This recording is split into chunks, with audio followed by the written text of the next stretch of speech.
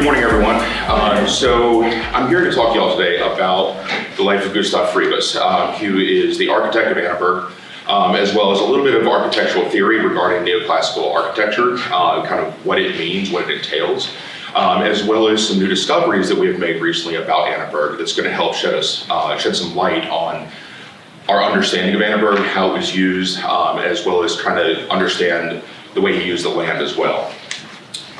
So, in 1884, E.E. Barton published a book called Historical and Commercial Sketches of Washington and Environs, our capital city, the Paris of America. And in it, he included a biographical sketch of Friebus that I want to read to you. As an architect, there are none who stand higher in the estimation of the public than Mr. Gustav Friebus. He established himself in business here in 1873 and is at present the chief draftsman in the engineer's office in the Washington Monument, and has been so engaged since the work on the monument was resumed. He designed a great many of our handsome residences, among which we mentioned that of Judge Schellebarger, a row of buildings on P Street for the Linthicum Institute, and a great many in the surrounding country of Maryland and Virginia. He is an architect of acknowledged ability and a very prompt in all his business transactions. Mr. Friebus is a cultivated gentleman, well known and highly esteemed both socially and professionally, and one who has had great business experience with every evidence of remaining one of the leading architects of this city. That's quite the description, right? So how did he come to design Annaburg? So before we get into more about him, I kind of want to go into how the architect of Annaburg was misattributed for so long. As early as 1897, Robert Portner had wanted to build a hotel here at Manassas, but he was never able to acquire the land for it. And in 1902, he was finally able to get the land and got kind of the blessing from the city to build a hotel. In 1904, the Prince William Hotel opened, and it was a very glamorous hotel compared to some of the other ones that had been here, because the ones before were more of lodging houses just for the train, not really meant as like a nice hotel. So unfortunately, it only lasted for 6 years. It burned down in 1910. But this was not the first catastrophic fire that Manassas had had. I apologize for the quality of it. I had to do a screen grab off of microfilm. In 1905, there was a devastating fire here in Manassas. On the night of December 5th, a train was passing through and sparks threw off from the train, and it ignited a fire in Blossom's Alley right across from the depot. Before the fire could be extinguished, 35 residences and businesses were destroyed. Among them was the Blossom building, which stood at the corner of Battle and Center Streets. It was a five-bay wide building. And among this, the things that were in that building was the local lodge of Masons. Now, since they were founded in 1872, they never had a permanent home. They kind of just like bounced around from place to place. Unfortunately, the fire was so devastating, they lost everything. Robert Portner was a member of this lodge. In fact, that's his portrait that hangs in their lodge today. So because he was a member of the lodge, he wanted to leave something for them. So in his will, when he died in 1906, he left a bequest of $5,000 specifically to be used for the construction of a new lodge. So with that, he hired the architect Oscar Bach was hired. This is the same architect who had designed the Prince William Hotel. So it was also built by Ira Cannon. The Cannon brothers were local builders as well. So we have two different buildings that are attributed to Oscar Bach, this gentleman right here. The Masonic Hall, the cornerstone was laid in July of 1906. They occupied the building later that year, and they proceeded to occupy it until 1976, when they moved to their current lodge over on Cockrell Road. So the local papers never reported that Friebus was the architect. They never actually said who the architect was of Annaburg. So since Oscar Bach was identified as architect of the Masonic Lodge and the Prince William Hotel, historians generally just attributed him as the architect of Annaburg, sort of a guilt by association type thing. I was guilty of the same thing. When I researched my book, every resource that I found said Oscar Bach was the architect, and I had no reason to question this. Then I started doing a little digging a little further, and found out that at the time that Annaburg was designed, Bach was only 17 years old. So Portner had a relationship, a social relationship with Bach's father. They were both Masons, they were both on the board of directors for the National Capital Brewing Company in Washington. So there was that familiarity. And despite the fact that Vaught was a student and trained to be an architect, I don't think that Portner would hire someone quite so young to design something as significant as Annaburg. So, in the 30 years that I've written Annaburg, a lot of new information has come to light, especially with the internet. More and more resources have become available to me. Sites like newspapers.com, Google Books, things like that. And I've continued just occasionally just research more and just do keyword searches. And one day I came across an entry in a periodical called Kate Field's Washington. And this was a periodical that she wrote in DC for a number of years. And in the July of 1894 issue, she said, probably the best built and most expensive house in Virginia has just been put up on the Ware Farm, now the property of Robert Portner, whose winter residence is in Washington. A short distance from Mr. Portner's fine new home, the architect of which is Mr. Gustav Friebus, stands a counterpart to the castle of Annaburg on the Rhine, from which floats the Stars and Stripes every day of the week. Mr. Portner rightly thinks that the American flag is good enough to fly on Sundays as well as weekdays. The government ought to take a lesson in patriotism from this adopted citizen. In honor of his wife, whose name is Anna, and in honor of the counterfeit presentment of the Rhine Castle, Mr. Portner calls his big estate of 1,600 acres Annaburg. Shortly thereafter, I found a second mention in the Evening Star that said, the exterior of buff brick and Manassas brownstone trimmings. The interior is fireproof and contains 24 rooms, finished and frescoed in beautiful designs. The architect is Mr. Gustav Friebus of Washington, D.C., Mr. J.A. Cannon of Manassas was the superintendent of construction, and R.W. Darby of this city, the contractor. So now I've got two different sources that say Gustav Friebus, a name I had never come across in nearly 30 years of research. So at first I thought, was this a fluke? When I saw Kate Field, I was like, okay, was this just an error of some sort? But finding the second one got me thinking and got me digging about it. So then I wondered, okay, who was Gustav Friebus? So he was, that full name, Friedrich Gustav August Friebus, was born December 1844 in the town of Hall, Saxony-Anhalt state of Prussia. And that is the blue dot right there on the map. And just for point of reference, the red dot is Robert Portner's hometown in Rome. So we can kind of see that they were somewhat close where they were from. So he was the second son of Theodore Friebus Sr. and Emil Schultz. He had two siblings, an older brother Theodore, who would actually later become very influential in his life, as well as a younger sister Laura. So the family arrived in Baltimore in October of 1848, and the senior Friebus got a job as a civil engineer with the B&O Railroad, supervising bridge construction. And eventually the family relocated to Washington.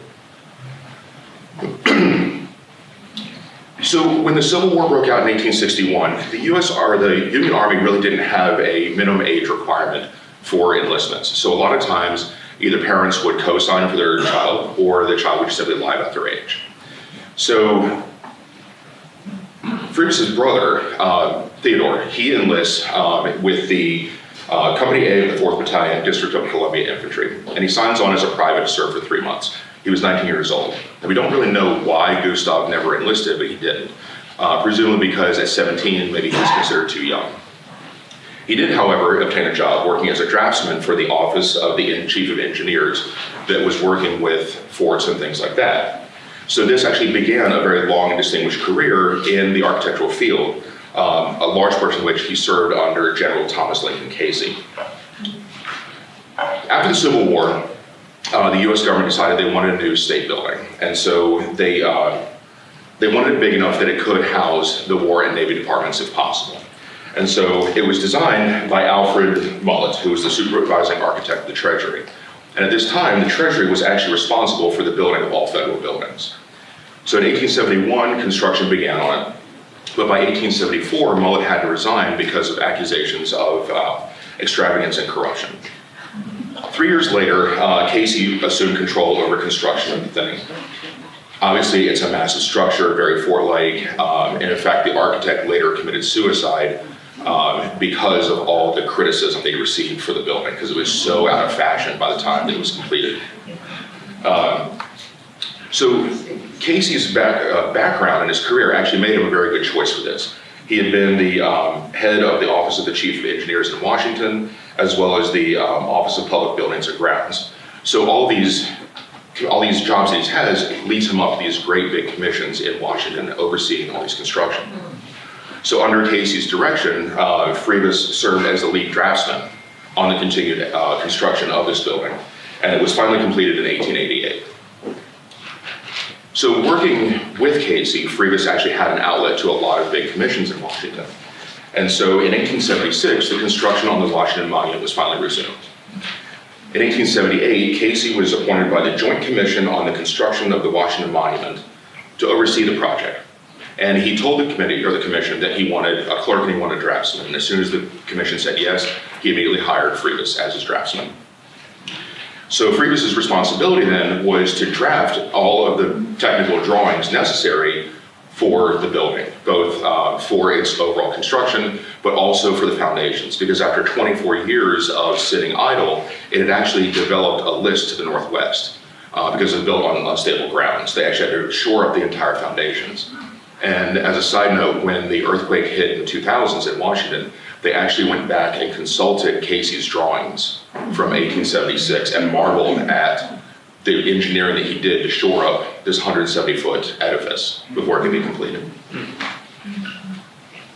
So Friebus continued to work on this project until it was completed in 1884. It was actually completed structurally in 84, but then not topped off until 1886. So Casey he was attributed to a lot of other projects in Washington. We had the Washington Aqueduct from 1877 to 1882, the White House Conservatory in 1889, and the Library of Congress main building from 1890 to 1897. So given the way that he hired Friebus a lot of times as his draftsman, it is entirely likely that Friebus did have a hand in these buildings. But until further research can be done, we're not 100% sure. So after the work on the Washington Monument was completed, Friebus passed by civil service exam to become a draftsman with the Quartermaster General's office in Washington. And this office was actually really crucial in the infrastructure on a lot of military bases. So in 1886, construction began on a new fort just outside Atlanta called Fort McPherson. And as a draftsman with the Quartermaster Corps, he was chosen to design officer quarters number 6 through 9. So it kind of broke with this idea of just standard architecture under one single architect for an entire base. But he did keep with the master plan for the base. He left space for quarters number 5, plus also a 20-foot buffer between each house. They were 2-story brick duplexes. They provided housing for company-grade officers, and each living space was 4,181 square feet, had a parlor, a dining room, kitchen, 3 bedrooms, 2 baths, and a cellar for laundry and storage. Not bad quarters, right? Now in 2011, the base closed, but the parade grounds and all of the historic buildings around it, including the quarters, were made a historic district. And then in 2016, that historic district was part of the 300 acres that Tyler Perry Studios purchased. So they're using the area for a lot of filming, but they are keeping up the preservation of these buildings. But when you kind of compare them to quarters number 1, you can see that Friebus added a little bit more flair to it. Like, these are pretty bland, nondescript. So he added jazzed them up just a little bit. And over on the right, we can see quarters 1 through 4 going from right to left. But he didn't really go crazy the way they did on quarters number 5. So in 1893, Friebus was hired as the chief architect for the Bureau of Indian Affairs. And he oversaw the construction of all the buildings for the education of Native Americans at these schools. There was a description in 1908 of the 3 chief architects working in the employ of the federal government. And I want to read the description about Friebus because it actually is really a testament to the prolific nature of his work. Probably the most diversified assortment of architectural designs that any government architect is called upon to furnish is that which has come from the office of Gustav Friebus, the architect of the Bureau of Indian Affairs. Schools, residences, chapels, warehouses, in fact, buildings of every character that go to compromise the modern village have been erected for the benefit of the nation's red-skinned wards. And for the past 15 years, Mr. Friebus has been the architect in charge of this branch of the government service. One of the finest specimens of work that has come from this office, Mr. Friebus, has been the design for the Sherman Institute of Riverside, California. It is a long and beautiful building exemplifying the mission style of architecture that prevails in that part of the country. So without digging into the Bureau of Indian Affairs archives, it's really impossible to know if Friebus simply oversaw all this construction or if he had a hand in any of the design and construction itself. He continued to work for the Bureau until about late 1910 when he started to fall ill. And then in January of 1912, he passed away at his son's house in Norfolk and is buried at Congressional Cemetery. So when not working for the federal government, he started to establish a little career as an architect in private practice. So over a 20-year career, he is known to have worked on approximately 40 buildings, mostly in Georgetown. The green pins that you see are the buildings that still exist. I proceeded to walk about 14,000 steps on Wednesday, photographing every single one of them. Feet are killing me, so. Every red dot is a building of his that no longer stands. So you can see the predominant area it was in Georgetown. And the blue dots are his residences, which kind of coincide with where he was working at the time. So the two blue dots right here was while he was working predominantly in Georgetown.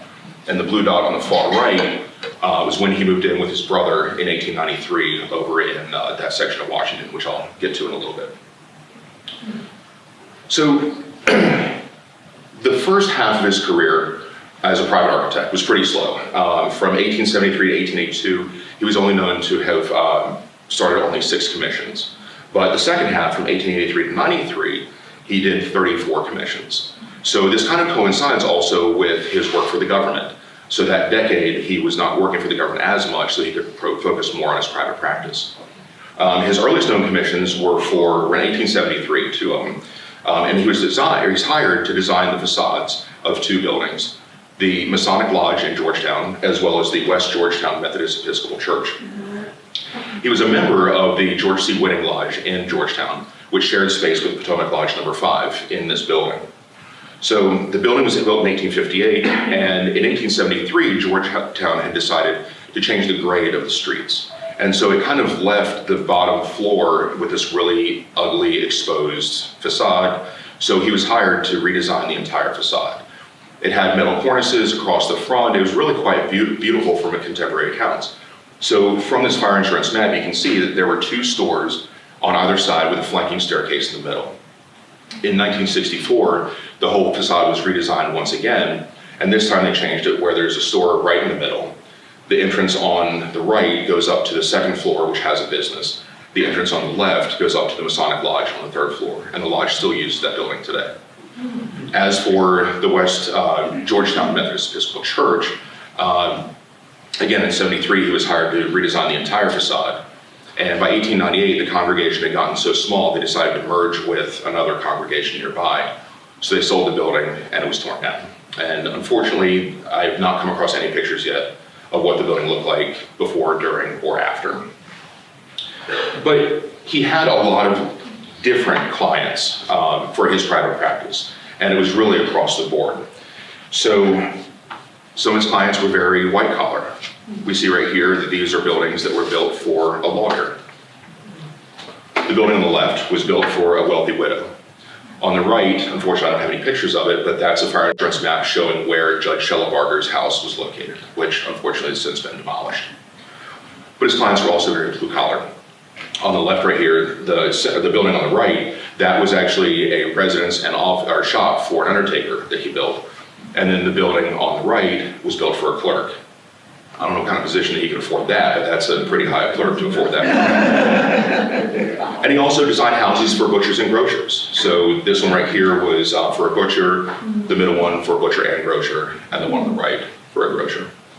And he also had some some non-residential commissions. I apologize for the quality of this one. That was the only picture I could possibly find, but this was the store and offices for the Christian Zander, who was a wine merchant in DC. And actually Zander used the grapes from Annaburg to create a line of wines that won a medal at the 1900 Paris Exposition.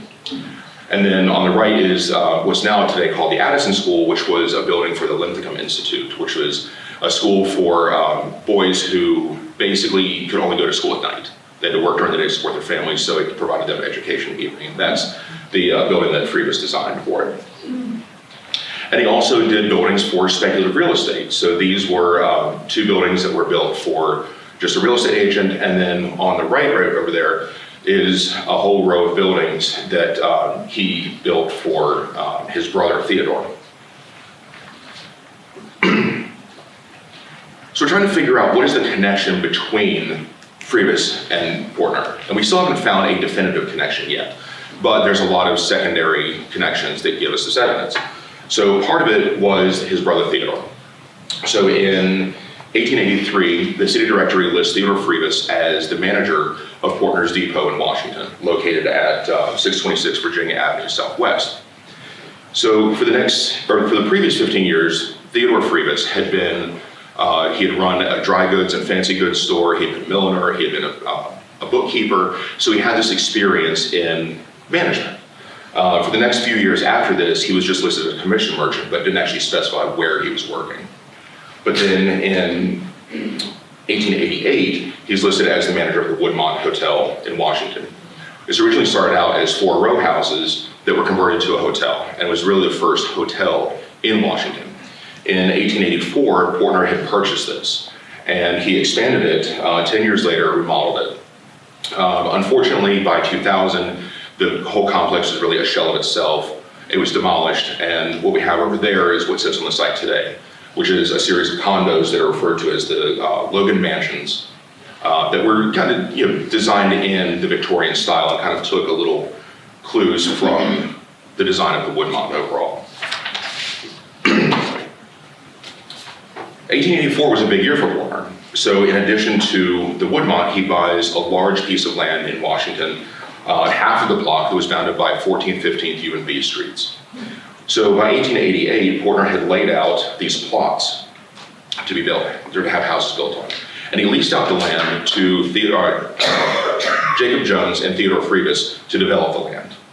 So initially, these were built, and then later on you can see all the additional ones that were built. Friebus designed most of these, and then they were basically 2-story brick houses containing 6 or 7 rooms and a bath built over a cellar, and as advertised, papered throughout in the highest style of the art. So if you notice right there, that beige building, that's the Portner Flats. And that is Portner's large apartment building that he built in Washington. Now, I lost my place.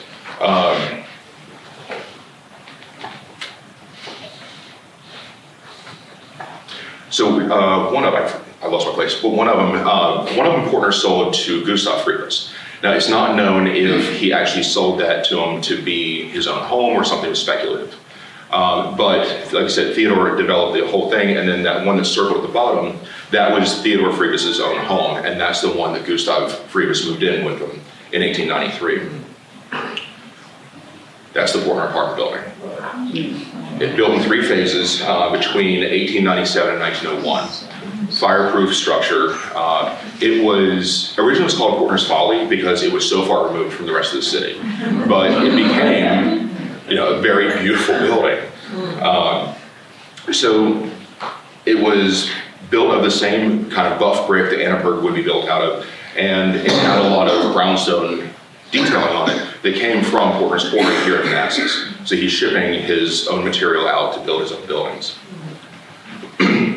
So after World War II, that whole area, Washington in general, really suffered a big socioeconomic change. A lot of African Americans started moving to the city for jobs. So it changed the entire dynamic of Washington and where people lived.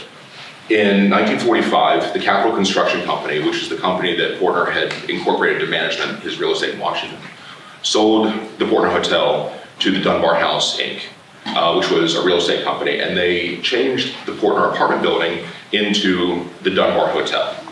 It was named after a prominent poet and activist, Paul Laurence Dunbar. So they changed it from this apartment building into 466 hotel units. So it became much more of a temporary housing, bit of a transitory housing. They kept a lot of the features. They kept the pharmacy, they kept the barbershop, and they also added a new dining room and a new cocktail lounge to it.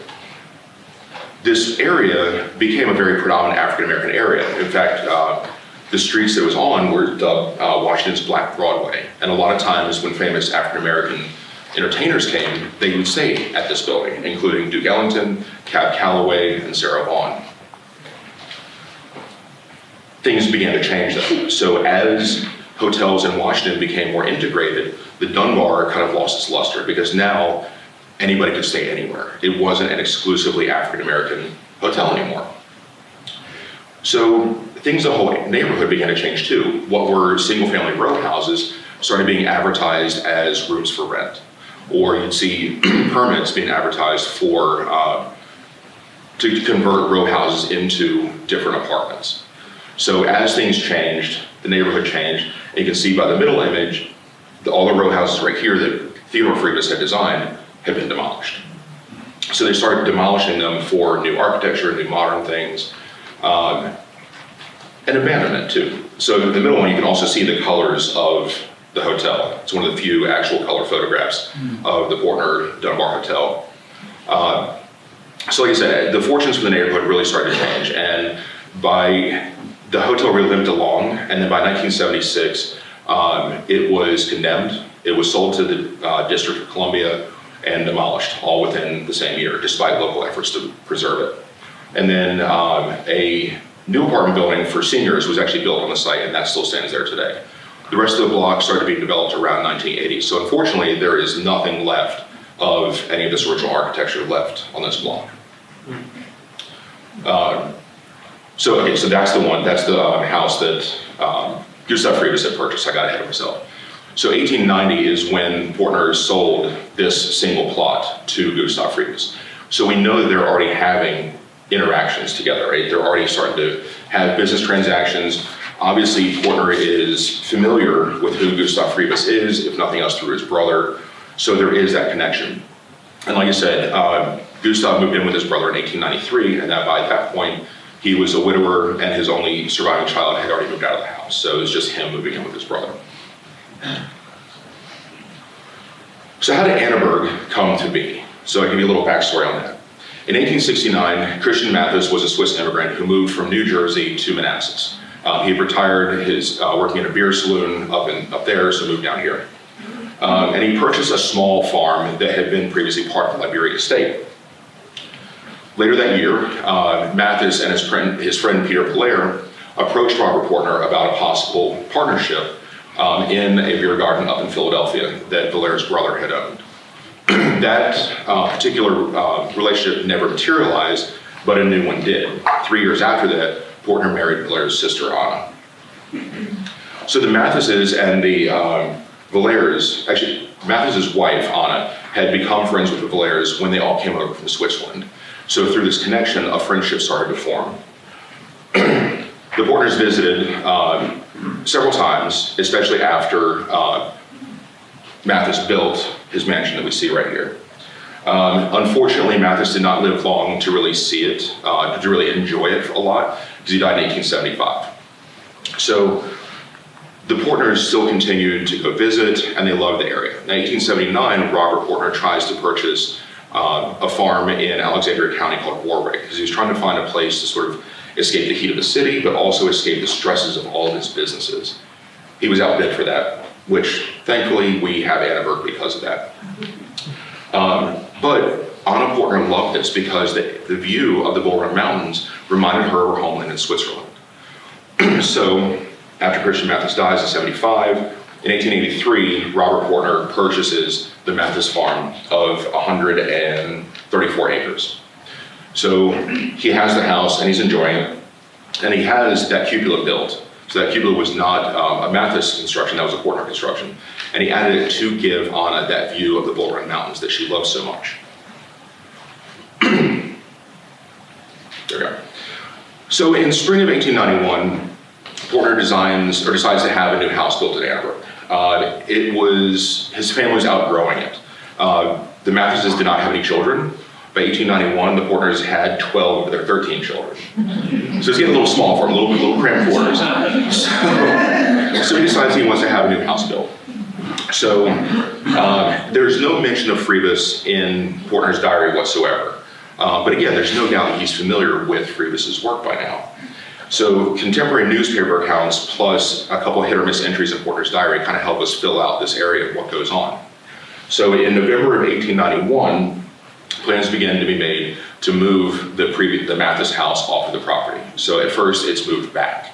That way the Portners can still enjoy it while construction of a new house is going on. That's also the same time that work is begun on the brownstone tower, the Portner Tower. And there's been a lot of theories as to the purpose of the tower. Some have said that it was like a civil war museum. Some have said the sons collected medieval armor and stored it there. But my working theory is that it was a replica of a tower near Portner's hometown, so it's nostalgic for him. But with this house being moved off the property, it also gave Anna Portner a new vantage point to view the Bull Run Mountains from. So in April of 1892, the cornerstones at the new house were laid.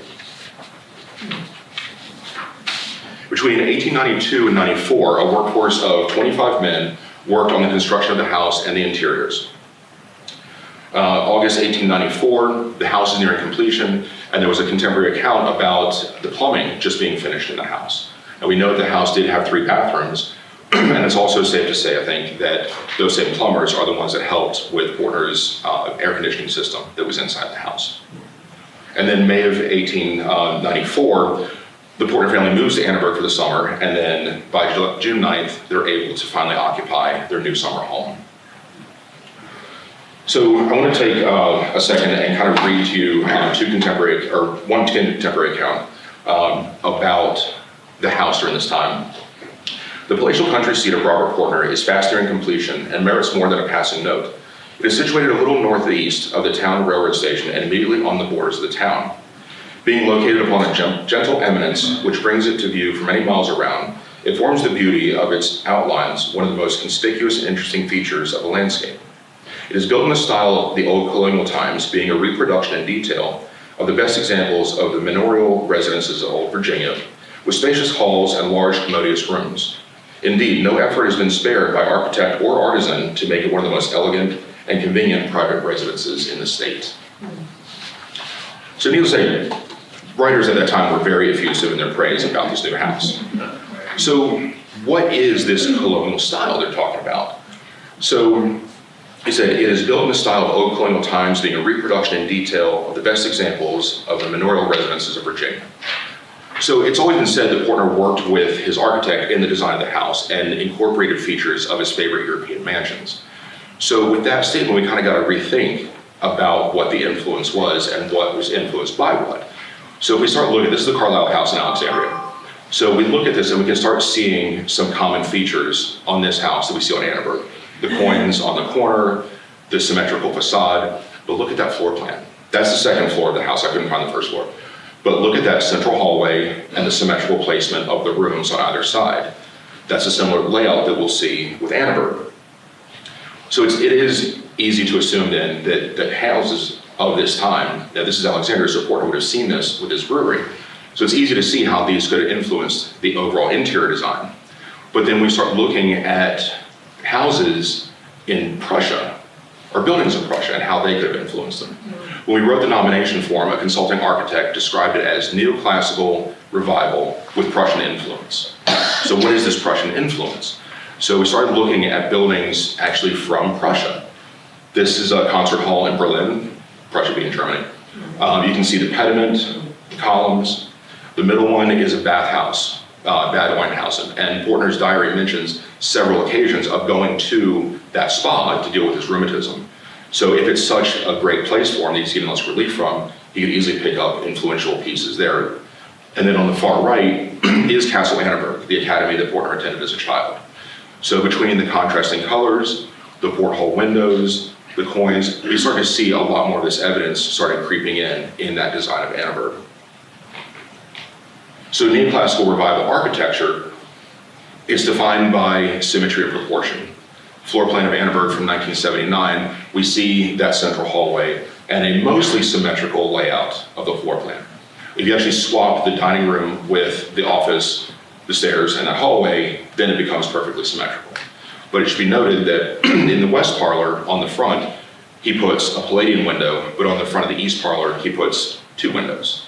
So they're kind of having fun with the idea of symmetry, making it just a little asymmetrical. But also on the west parlor on the side, he puts 2 windows, but on the east parlor side, there is not a single window. And there was a reason for that. Portner had a 12-foot by 9-foot life-size family portrait painted when they were in Europe. We actually have the date because at the very bottom, that little girl is one of his twin daughters, Anna, and she's holding a calendar that actually has the date that was painted. It survives mostly intact. It is in a descendant's home. Unfortunately, it was taken out of its frame, rolled up and stored in a garage. So poor Alvin, who's on the far right there, was cut out of it when it was reframed because he was on the outer edge. But Portner needed a wall to be able to hang this. So he puts it on the east parlor. But not to leave a blank wall on the outside, they put the Valaire family coat of arms on the exterior of the building. Now some have asked why hers, not his, and we don't know why exactly, but a lot of theory has been that Anna Portner came from a little bit more prestigious family than he did, so that's why hers was put on the house. His did appear on the estate. His coat of arms was on the Portner Tower, but unfortunately long since demolished. Classical motifs. So we get pediments on the walls. Right here, this is a close-up from the view of Robert's funeral. We can see that pediment. Over there is a pediment from a house in North Carolina. So we can see the similarities between them. You've got the Doric columns, these windows all around on all four sides, and the decorative cornice. Neutral color palettes. There hasn't been a lot of descriptions about what the interior of Annaburg was like in terms of decoration or furniture. The only real thing we found is that people remember there being green and white wicker furniture. And remember, this is a summer house, right? So it's got to be designed in a way for easy cleaning, like rugs, wicker furniture. So these are a couple examples of period wicker pieces, similar to what would have been in the house. And then the house would have been made of high quality materials. So he had Italian marble imported, or black marble imported from Italy to be used for the mantles for the fireplace. He had this thing about the carved wood in the house. He actually didn't want any nail heads to be shown.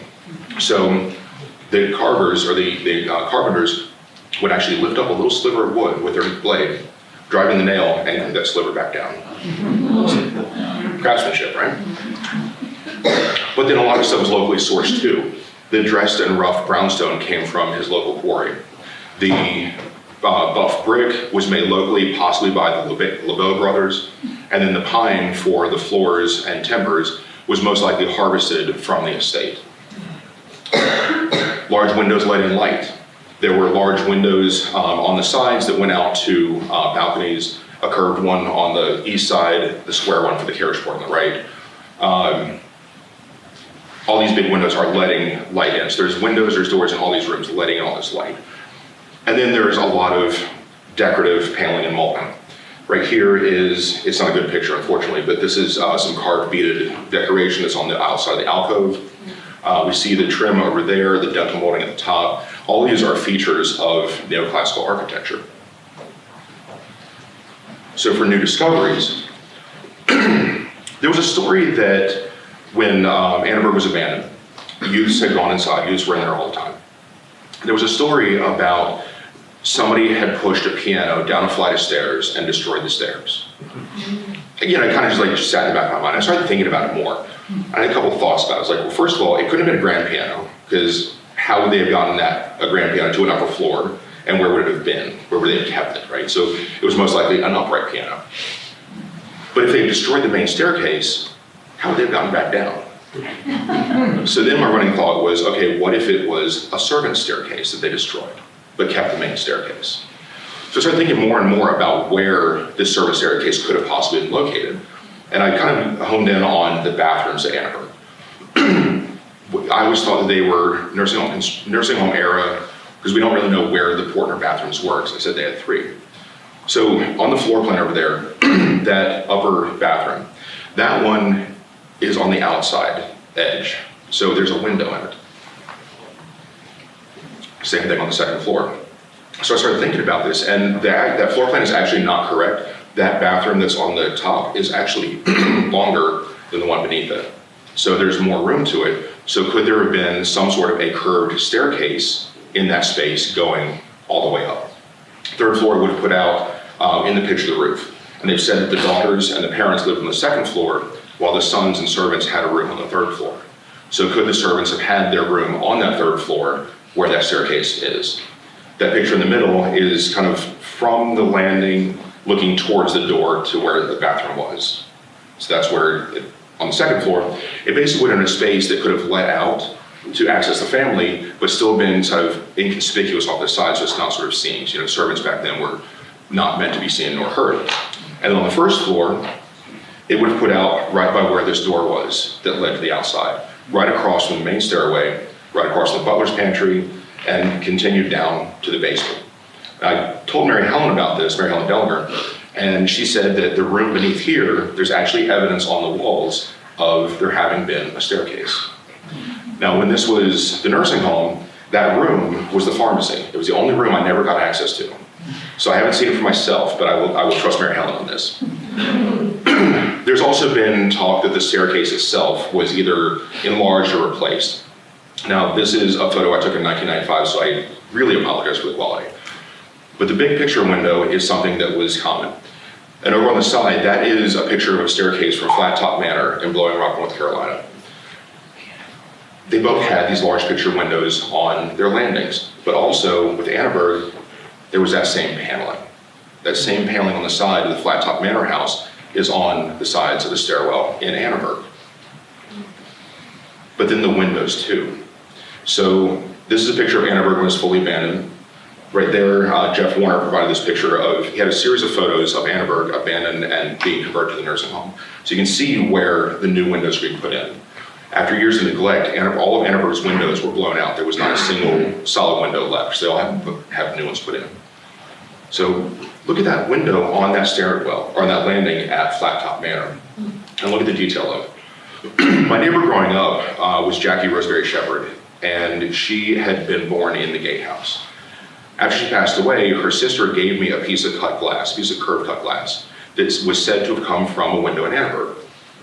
I could never figure out where. You know, I'm looking at it and all the fan lights are basically just straightish pieces of glass. There was nothing ever decorative about it, so I could never figure out where that cut glass could have come from until I saw the window at Flat Top Manor.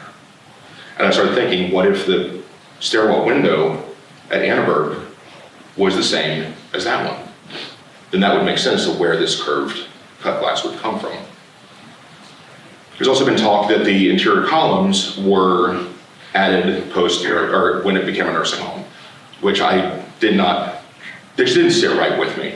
And so I saw the columns at Flat Top Manor and noticed just how identical they are to the ones at Annaburg. The scrolling, now the detail at the top is different on both of them, but they both have those Doric columns, they both have the flat pilasters against the wall. It was just too much of a coincidence to not be right. So I am convinced that the columns were original. So when the city approached me initially about help with Annaburg, they purchased it in 2018 and they started to shore up the building after years of neglect. And one of the first things they wanted to do was replace the roof because it had a lot of leaks. And during the nursing home era, it was an asphalt shingle roof. So Mary Helen asked me if I had any evidence about what the roof of Annaburg was. I didn't have any solid evidence, but contemporary houses of the time would have had slate roofs. That's what money could have bought. And when I started looking at old photographs, I started seeing this pattern that did indicate that it was in fact a slate roof. So the city went ahead and opted for a slate roof. And as they removed the asphalt shingles, they actually found evidence of the original slate roof and found pieces of that original slate. Next, they wanted to tackle the doorways leading out on the porch. Nursing home era, it was a door and two windows. And I said at one point that it was three doorways. And Mary Helen asked if that was a theory, if I had read that somewhere. And I was like, I don't know. 30 years of research, I can't tell you where everything came from. But my theory was it was three doorways. And looking at old photos, we couldn't see it enough. There was a column in the way, shrubs were in the way, it was in too much shadow. We could never have definitive proof that there was a doorway or not. So as I do for things like this, I reached out to the Portner family. A week later, Sally Duffy emails me back. She says, does this help? That's her as a teenager in 1960. And you can see clear as day, two separate doorways. And in one of them, the original doorway is actually sitting there propped up against the wall. So with that evidence, the city was able to go ahead and restore it back to three actual full doorways. So the last thing that I want to touch on is the deer park. There's been a lot of speculation and wondering about where was Portner's deer park. And I think I might have finally narrowed it down. So let me Jump ahead of my notes real quick. Sorry, when you know this stuff for so long, you just kind of don't need notes after a certain point. Okay. So I was recently doing some research just on farms in Prince William County. And I was looking at the Cancer Farm, which is the one right there at the top. It had been part of the Chin family holdings, and a lot of them had named their farms after signs of the zodiac, hence Cancer. So I was doing research, and go ahead, page. I came across a deed, and it was from George Round, who had bought the Cancer Farm. And it had said, it had made a reference to Deer Park Branch, which I had never heard that term before. So I started looking into it more. Now, to give a little backstory, Portner was always finding new ways to use his land as he made more and more purchases. And in 1886, there was a newspaper article that he had received some deer that was to be placed in a new park on the edge of town. So we're not really sure why he was importing deer when there was already deer here. Maybe he preferred breeds, I don't know. But he cultivated this into a real hunting preserve. So it ended up going up to 250 acres, fenced in, about 10-foot high fence. So he was hunting quail, he was hunting deer. I mean, he had a lodge, everything.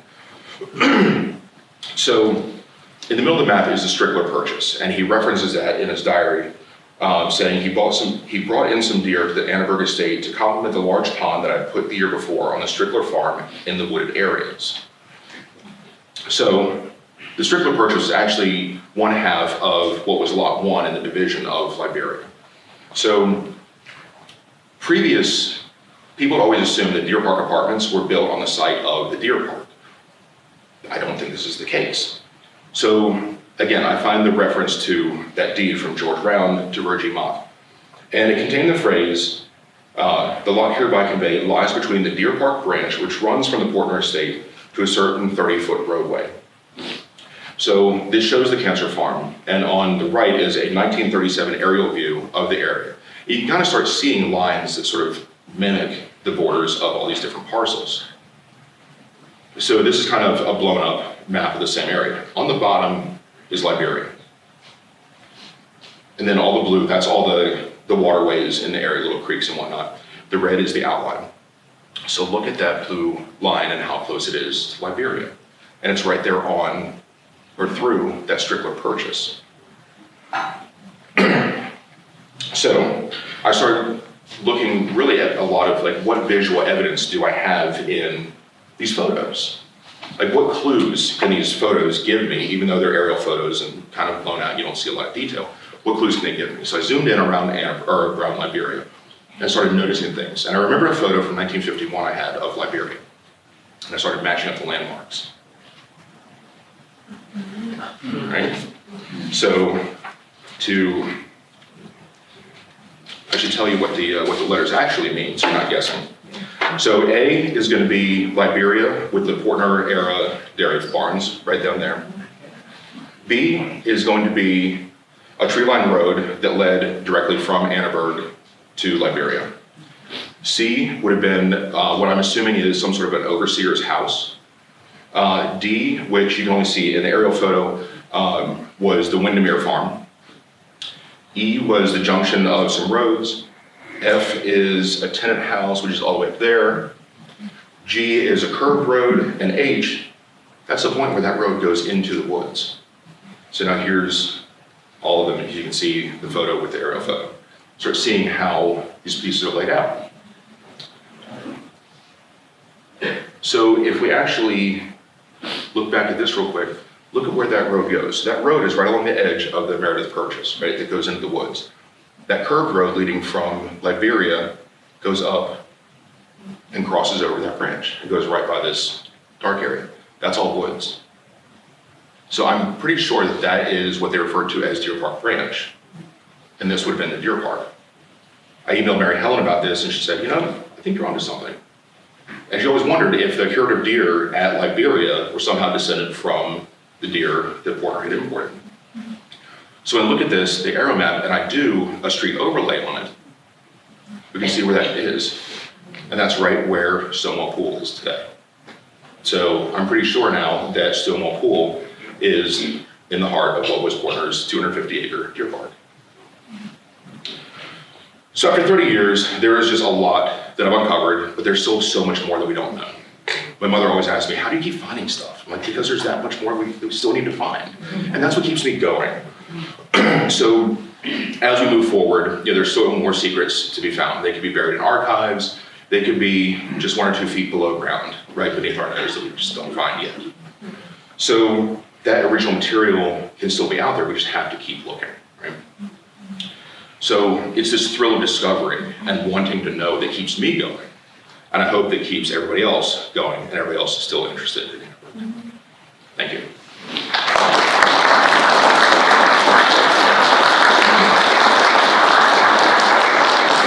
Does anybody have any questions? Very quickly, the tower you're referring to Yes. is completely demolished now, correct? Yes, ma'am. Okay. It was demolished in the late 70s. When the nursing home opened, it was a private venture, and when it was sold to Prince William Hospital, part of that contingency to be sold was that the tower had to be torn down for safety purposes. Okay. And so where actually is the map? I mean, I thought that it was covered up by all the white building of the nursing home. So is it still at that location? And it's the interior of the nursing home now? No, so the original nursing home, the Annaburg Manor nursing home, they tore down the wings in 2005 to reveal just the house itself for the first time since 1960. The Caton Merchant House assisted living facility is directly behind that. Okay. That was not, in fact, they tore down 2 25-foot by 25-foot brownstone buildings to build Caton Merchant House.